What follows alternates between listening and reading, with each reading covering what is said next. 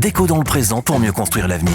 La chronique d'Interentreprise avec Francette Florimond. Bonjour, j'espère que vous allez bien. Pour rappel, même si cela peut paraître rébarbatif, l'Agence technique de l'information sur l'hospitalisation dans son bilan d'activité pour l'année 2020 a démontré que seuls 2% des hospitalisés l'étaient pour Covid-19, que seuls 11% de la totalité des patients décédés relevaient du Covid-19, principalement des personnes âgées de plus de 80 ans et surtout des hommes.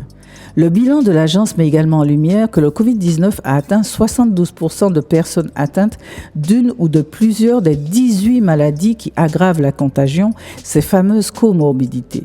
Les plus importantes sont les risques cardiaques, les pathologies cardiovasculaires, les carences vitaminiques chroniques, l'hypertension et les cancers. 82% des patients hospitalisés en soins critiques en 2020 présentaient une ou plusieurs de ces maladies aggravantes.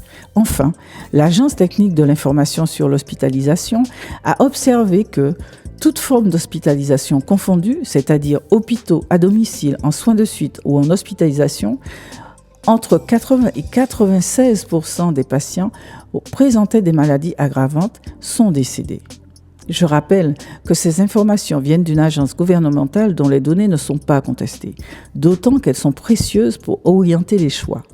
À l'heure où la médiation tentée en Martinique entre le personnel de santé, les dirigeants du CHU et le gouvernement s'arrête sans avoir véritablement commencé, à l'heure où des manifestations pour une autre approche de la crise sanitaire bloquent des points stratégiques de la Guadeloupe, comme l'entrée de l'aéroport ce dernier samedi, ce rapport étayé devrait être versé aux discussions car il renferme des éléments qui peuvent permettre une sortie par le haut de cette crise de confiance. À la semaine prochaine, prenez soin de vous.